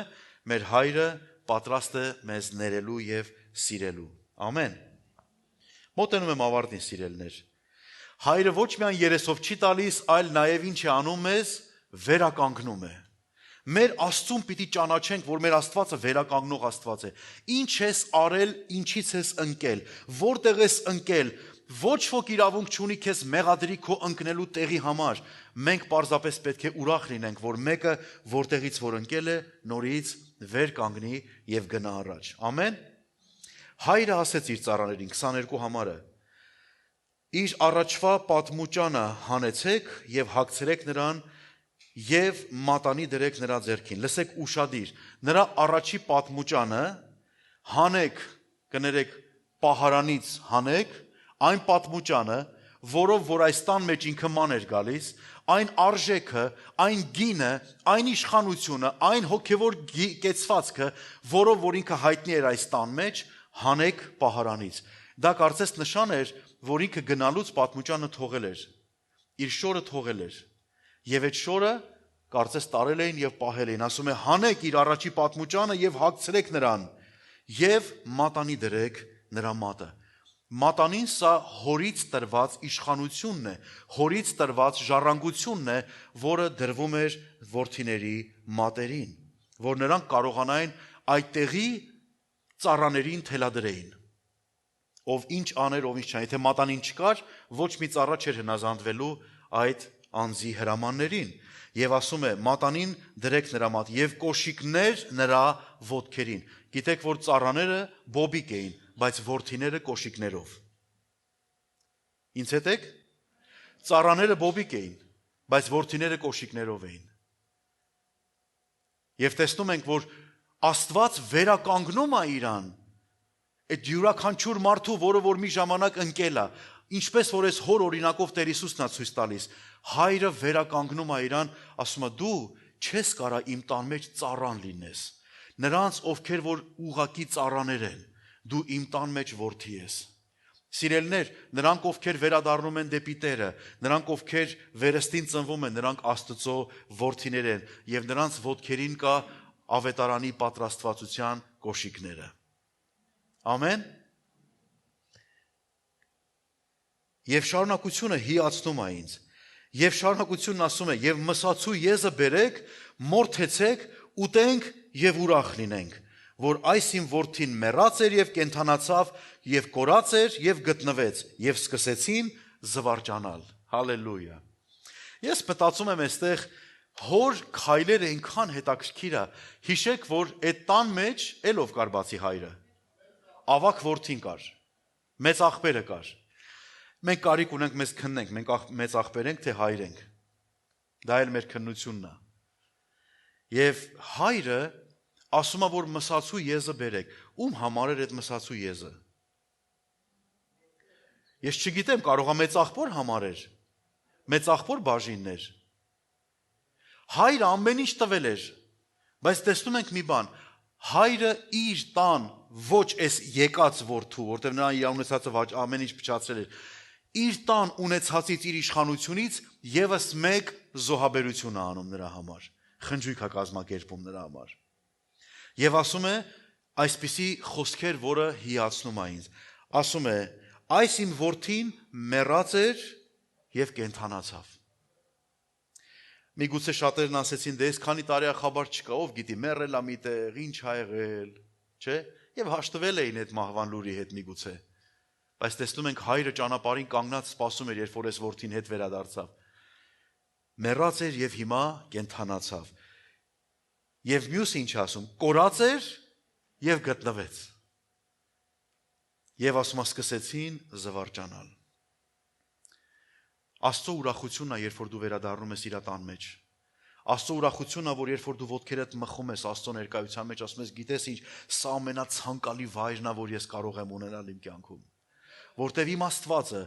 մի օր հետադառնալու իմ հավատարմությունը,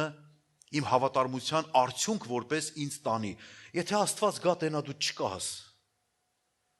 Եթե Աստված ուզենա քեզ փնտրի ու չգտնի,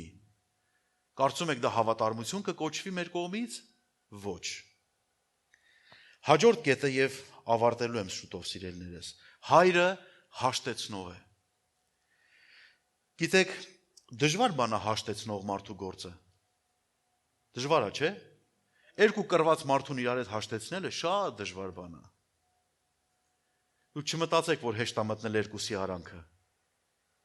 Որտեւ այդտեղ համ նրա հարվածները, համ մյուսի հարվածները, երկուսն է գալիս են քեզ։ Դու դառնում ես իրաց դատավորը, մեկին պիտի ասես ճիշտ ես, մեկին դու սխալ ես, կամ հակառակը, նրան։ Մի բան պիտի ասես, բայց տեսնում ենք հոր կարգավիճակը, հոր դերը ինչ է իր ընտանիքի մեջ։ Եվ ասում է, եւ նրա մեծ որդին,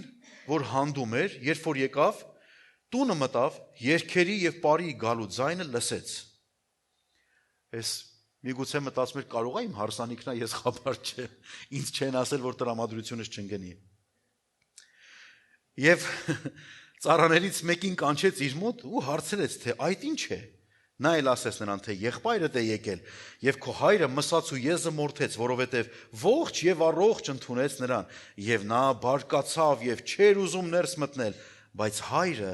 դուրս եկավ, աղաչում էր նրան։ Մեծ եղբայրը ասում է, ինչի, գնաց տենց ֆռած հետ եկավ, հիմա հովիվը իրան ջանուղուրբան է ասում։ Այդ ջանուղուրբանը մերն է, բայց այսքան մենք ստեղ ենք։ Գիտեք, հոր համար մեծ, փոքր, գնացած, եկած, եթե տղա է, կապ չունի։ Այո, ամեն մեկի վարձքը, ամեն մեկի բաժին, ամեն մեկի մասը իրանը պետք է լինի, բայց տեսնում ենք, որ այստեղ մեծ եղբայրը ասում էր, «Էս իմ համար ունեցածը, իմ բաժնից դու վերցրել ես, նրան ուրախություն ես պատճառում, նա ով որ վերցրել է իր ունեցածը գնացել է»։ Գիտեք ինչ երկրի տալի, որտեվ հիմա որ եղբայրը հետ եկավ, պետք է իր հաշվին ապրի։ Իր ունեցածի հաշվին պետք է ապրի։ Դրա համար ինքը վատ էր զգում։ Ոնց հիմա դու հետ ես եկել, ոչինչ չունես այս տան մեջ։ Հայրը գիտեք ինչ էր ասում, տղա ջան, այս ամեն ինչը քոնն է, մինչև հիմա էլ քոնն էր։ Ես եմ իմ երեխին կանչել։ Ես եմ ընդունում իմ տղին։ Իմ հաշվին եմ ընդունում։ Դու մոռացել ես, որ ես չկամ, որ ես կամ, թե արդեն մտածում ես, որ ես չկամ։ Որտեվ հայրը քանի տան մեջ է, այդքան ժամանակ հայրը ունի իրավունք ամեն ինչի վրա։ Նա ունի իշխանություն ամեն ինչի վրա։ Մեր երկնային հայրը ամեն ինչի վրա ունի իշխանություն։ Ամեն։ Սրա համար մենք կարիք ունենք սիրելիներ վերաբերվել ոչ թե մեծ եղբոր նման, այլ հոր նման։ Մեծ եղբայրը շատ չարացավ եւ տխրեց, անգամ ներս չգնաց։ Եղբորը, որ տարիներ չէր տեսել, միգուցե իրանք լացով բաժանվեցին, չգիտեմ, միգուցե գրկախառնությունն էր վերջի հանդիպումը իրանց որ ունեցել էին, բայց հիմա դիստանցիա։ Ինքը սխալ է, ինքը մեղավոր է, ինքը էս է։ Բայց տեսնում ենք, որ հայրը հաշտեցնում է։ Եվ ինչ է ասում իրան։ Հայրը պատասխան է տալիս իրան։ Ասում է, նա էլ պատասխանեց եւ ասեց հորը. ահա այսքան տարի է, որ քեզ ծառայում եմ եւ քո պատվերներից երբեք դուրս չեմ եկել, բայց ինձ երբեք մի ուլ էլ չտվեցիր, որ իմ բարեկամների հետ ուրախ լինեի։ Իսկ երբ որ այդ քո որդին, լսեք չի ասում իմ աղբերը, այդ քո տղեն, այդ ճակերտներով, ինչ ուզում եք դրեք անունը, որ քո ստացվածքը պոռնիկների հետ կերավ, մսած ու եզը մորթեցիր դրա համար։ Ես ինչ պատիվ ես տալի իրան։ Հələ դու այդքանից հետո խոսում ես։ Նա էլ ասեց նրան, որդյակ, դու ամեն ժամանակ ինձ հետ ես, եւ ամեն ինչ որ իմն է, քոնն է։ Բայց ուրախ լինենք եւ խնդալ պետք էր, որ այս քո եղբայրը մեռած էր ու կենթանացավ, կորած էր ու գտնվեց։ փոխարեն այդ մռուցները հավաքել, այդ մունացները կապել, գրվածը ինչ ասեց, պետք էր ուրախ լինել։ Ուրախ է պետք լինել ցանկացած մեկի համար, որ վերադառնում է դեպի Տերը։ Ցանկացած մեկի համար, որ ոտք է դնում նորից նույն օջախի մեջ։ Սա ուրախություն պետք է պատճառի մեզ, սիրելներ։ Հայրը չի նստում ասում, գիտես ինչ, այս մասով, այս ինչ հոդվածով դու ճիշտ ես, նա սխալ կամ հակառակը, չի ասում, լսի, ամեն ինչ դիր մի կողմ, կարաս ուրախ լինես։ Որտեվ ամեն ինչ քոնն է, ոչ մեկ քեզ չի զրկել։ Եվ ինչ որ քոնն էր, իմն էր, այն քոնն էր։ Պետք է ուղղակի պարզապես ուրախ լինել։ Ուրախ եք։ Ուրախ եք, որ իրար տեսնում եք եկեղեցում։ Ես շատ եմ տխրում, որ ձեզ չեմ տեսնում, որոշների որ չեն գալիս, չեմ տեսնում, բնական է, բայց շատ ուրախ եմ, որ երբ որ գալիս եք, տեսնում եմ ձեզ։ Ուրեմն սիրելներ, հայրը նոր առիթներ է տալիս։ Հայրը միշտ պատրաստ է նորովի քեզ ընդունի։ Նոր առիթ է, արի սկսենք նորից։ Գիտեք այդ տղան, որ եկավ ինչ պիտի աներ, պիտի սկսեր մի հատ ոչխարից միգուցե։ Պետք է սկսեր մի հատ կովից միգուցե, որ հայր իրան կտար, կասեր տղա ջան, այ հիմա աշխատում ես, քո բիզնեսն ես զարգացնում, նորից կայանում ես քո կյանքի մեջ։ Այ հիմա սկսի ստեղից։ Սիրելներ, Աստված հիշեք, ձեր բաժինը ուրիշին չի տա։ Ինչ որ ձերն է, ձեզ է վերադառնալու։ Երբեք մի մտածեք, որ Աստված ուրիշին պատիվ է տալի ձեր հաշվից։ Ոչ, այդպես չի։ Ձերը ձերն է։ Եվ եթե Աստված մեկին ուզում է պատիվ տա, ինչպես որ ուզենա, այդպես պատիվ կտա։ Պարզապես մեզ պետք է ուրախ լինել, երբ որ տեսնում ենք որևէ մեկը բարձրանում է, որևէ մեկը վերականգնվում է։ Եվ եթե անգամ հոր ներկայությունից գնացած մարդ կա եւ հետ է գալիս, եկեք մեր ձեռքերը լայն բացենք իր համար։ Խնդիր ենք ունեցել, անցյալ ենք ունեցել, ծալեք, դրեք աղբանոցը։ Դա մեզ պետք չի։ Նոր օրեր, նոր կյանք, նոր մտածումներ, նոր հարաբերություններ, նոր հավատք, նոր սեր, նոր ընծայում։ Եվ սա կլինի ամենահաջողակ ընտանիքը։ Ուրեմն սիրելներ, հայրեր, առավել եւս հիմա քանի որ այսօր հայրերի տոն էր, հիշեք, մենք երեխաներին երբեք որևէ մեկի բաժնից մյուսին իրավունք չունենք տալու։ Մենք անում ենք լավագույնը բոլորի համար։ Ինչ որ կարողանում ենք, եւ եկեք փորձենք անենք դա ամբողջ սիրով եւ սրտանց։ Ամեն։ Հիմա ճանաչեցինք, թե ինչպիսին է մեր հայրը։ Ուզում մի պահ մեր գլուխները խոնարհենք եւ կխնդրեմ, որ պաշտամունքի խումբը բարձրանա վերև։ Ուզում եմ, որ մի պահ մեր գլուխները խոնարհենք եւ ամենայն անկեղծությամբ քննենք մեր ճանաչողությունը։ Ինչպես ես դու ճանաչում Տիրոջը։ Ինչպիսի Աստվածանա քո համար։ Ինչպիսի հայրանա քո համար։ Միգուցե դու մտածում ես, որ Աստված պիտի հանդիմանի քեզ, բայց շոյում է։ Մտածում ես, որ պիտի շոյի, բայց հանդիմանում է։ Միգուցե այսօրվա պատգամը քեզ ինչ որ բանում արթնացնում է, որ դու ավելի լավ ճանաչես քո հորը երկնային։ Հիշիր, Աստված երբեք իր զավակների դեմ չի աշխատում։ Նա միշտ իր զավակների կողմն է։ Եվ մենք պարզապես պիտի մեր սերը հայտնենք Տիրոջը։ Եվ Տիրոջը ասենք սիրում ենք քեզ։ Տեր, սիրում ենք քեզ ամեն բանից առավել։ Ներիր, որ շատ անգամ Տեր, մենք հոր նկարագիրը ուրիշ ենք հասկացել։ Ներիր, որ շատ անգամ Տեր սխալվել ենք եւ անգամներ մեր երևակայությունների մեջ սխալ հայրերն են գերիշխել։ Բայց այսօր ուզում ենք Տեր, որ մեր մեջ երկնային հոր կերպարը ամրապնդվի որպես լավագույն օրինակ, միակ ու ճշմարիտ օրինակ, որին նայելով իմ սիրելի հայր եղբայրները կարող են շտկվել, կարող են նոր ընթացք սկսել, պատասխանատվությամբ քո առաջ եւ ընտանիքի առաջ Տեր։ Աղոթում եմ, որ պահես ամեն մեկիս տունն ու կյանքը, ամեն մեկիս հայրությունը թող օրհնյալ լինի Տեր։ Եվ հատկապես աղոթում եմ բոլոր նրանց համար, ովքեր դեռևս հայր չեն, բայց պիտի շուտով լինեն։ Ես աղոթում եմ Տեր, որ նրանց մեջ զարգացնես քո նման հայր լինելը։ Եվ թող նրանցից յուրաքանչյուրը քեզ որպես միակ օրինակը ունենա։ Այո, սխալ հայրեր շատ կարող են լինել, բայց ճշմարիտ հայրը դու ես, եւ մենք քեզ փառք ենք տալիս։ Աղոթում եմ Տեր, բժշկիր մեր կոտրած որդիական սիրտը։ Սուրբ Հոգի լվա մեզ, մաքրիր մեզ։ Եվ այն բոլոր վերքերը, որոնք որ ստացել ենք հայրերից, աղոթում ենք, որ քո երկնային հայրական ձեռքերը դարման եւ բժշկություն բերեն։ Թող կատարյալ հրաշք լինի մեր կյանքերի մեջ։ Թող այսուհետ հոր կերպարի պատասխանատուն միայն դու լինես մեզ համար։ Եվ եթե որևէ կերպ ուզենանք համեմատել որևէ մեկին, ոչ թե մեկը մյուսին տեսնենք եւ նրանց իրար հետ համեմատենք, այլ մեր համեմատության անձը դու լինես, որի նկատմամբ մեր դիրքը պետք է շտկենք։ Շնորհակալ եմ քեզ Տեր։ Շնորհակալ եմ քեզ Տեր։ Եկեք երկրպագությամբ նրա ներկայության մեջ մեր սրտերը պատրաստենք։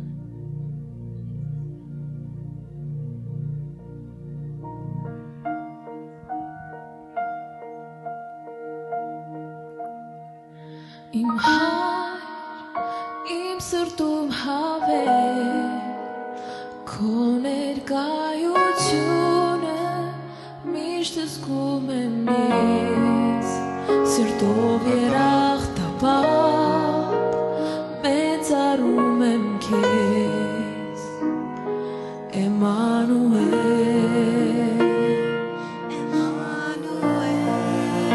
Նորից ասենք նրան։ Սրտում հավետ, քո ներկայությունը միշտ զգում եմ ես, սրտով երախտապատ, մեծարում եմ քեզ, Էմանուել, Էմանուել։ Տարածենք մեր ձեռքերը միասին եւ նրան ասենք. սիրում եմ քեզ,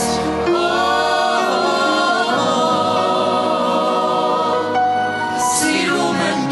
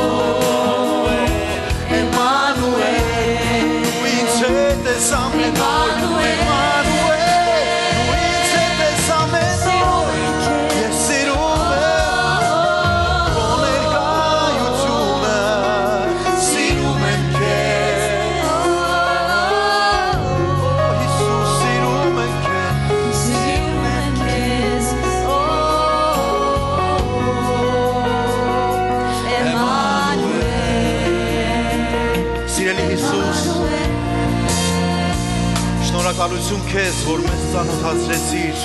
ճանաչեցիր եւ ինչ հիմա է ճանաչեցնում ես մեր հոր հետ։ Մենք չգիտենք ամբողջապես, չենք հասկանում, չենք էլ կարող պատկերացնել, թե ով է իրականում մեզ սիրող հայրը, թե որքան սեր, որքան փափագ ունի նա մեզ տեսնելու կրկին, երբ որ մեզ ունենա թագավորության մեջ։ Գիտենք, որ մեր հայրը պատրաստել է արքայություն, որի մեջ պիտի գանք։ Աղոթում եմ, որ մեզանից յուրաքանչյուրը, ամեն մի եղբայրս եւ ամեն մի քույրս, ամեն մի մեր զավակները թող որ պատրաստվեն այս օրերի մեջ, Տեր։ Ես աղոթում եմ, որ քո Սուրբ Հոգով մեզ առաջնորդես դեպի մեր հայրը, Տեր, որ երբևիցե ոչինչ չկարողանա մեզ արգելել հավիտենական թագավորության, մեր հոր թագավորության մեջ մտնելու։ Աղոթում եմ մեր զավակների համար, Տեր, խնդրում եմ ների մեզ,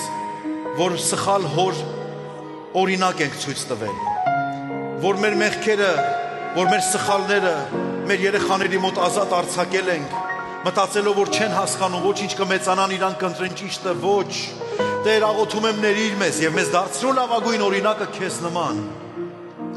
Եվ աղոթում եմ, Տեր, որ չլինի թե մեր սխալների պատճառով որևէ մեկիս երեխան երբևիցե որևէ պատճառով հայտնվի սատանայի թագավորության մեջ։ Տեր, աղոթում ենք մեր որդիների եւ դուստրերի համար, Տեր, խնդրում ենք վերադարձրու նրանց քո սրբության մեջ, քո ներկայության մեջ, քո ճոխ սեղանների շուրջ բեր, Տեր։ Տեր Աստված, աղոթում ենք ամեն մեկի վրա քո հոգիով աշխատիր, Տեր։ Մեր զավակները դժոխքի համար ծնված չեն, մեր զավակները երկնքի թագավորության ժառանգորդներ են։ Ես աղոթում եմ, որ որևէ մեկը իր զավակների, իր թոռների, որևէ մեկի համար այնքան Տեր մտահոգված չլինի, որ իրանք կորսված են, այլ իմանա մեկ ճշմարտություն, որ դու խոստում ունես մեզ համար, եւ թող մեր զավակները, Տեր, վերադառնան դեպի քեզ, որ ժառանգեն հավիտենական կյանքը, Տեր։ Աստված իմ, թե ֆիզիկապես եւ թե հոգեվորապես մեր զավակների համար ենք խնդրում, զորացրու ամեն մեկին, փառավոր արա, Տեր, ամեն մեկի կյանքի ընթացքը, Տեր, քո ներկայությամբ, քո լիությունը տուր եւ դուր համարձակություն, Տեր, այս կյանքի մարտահրավերներին դեմ առ դեմ կանգնելու, պայքարելու եւ քեզանով հաղթահարելու, Տեր։ Շնորհակալություն քեզ։ Թող որ մեր սերը հանդեպ քեզ օրինակ լինի իրանց, մեր նվիրումը հանդեպ քեզ օրինակ լինի, պատասխանատվությունը հանդեպ քեզ օրինակ լինի, Սուրբ Գիրք կարդալը օրինակ լինի, աղոթող կյանքը օրինակ լինի, երկրպագու լինելը օրինակ լինի, հավատարիմ մնալը մինչև վերջ օրինակ լինի, ընծայված մնալը թող օրինակ լինի, Տեր։ Եվ այսպես շատ օրինակներ թող զարդարեն մեր կյանքը, որով մեր սերունդները կորցնվեն, Հայր։ Շնորհակալություն քեզ։ Հիմա աղոթում եմ օրհնիր մեզ, բոլոր սիրելի քույրերիս ու եղբայրներիս, ամեն մեկին մեկ առ մեկ, օրհնիր նրանց, ով այստեղ է, ովքեր այստեղ չեն, ովքեր դիտում են մեզ, ովքեր որ պիտի հետո միանան, Հայր, աղոթում ենք, թող քո ընտանիքը ամբողջական լինի, որ քո սերը եւ քո գործը կատարյալ լինի մեր մեջ եւ քո սիրտը ուրախ լինի ամեն մեկի համար, մեր Տեր Հիսուսի անունով։ Ամեն, ամեն, հալելույա, ամեն, հարկ Տիրոջը, օրհնյալ լինի Տերը։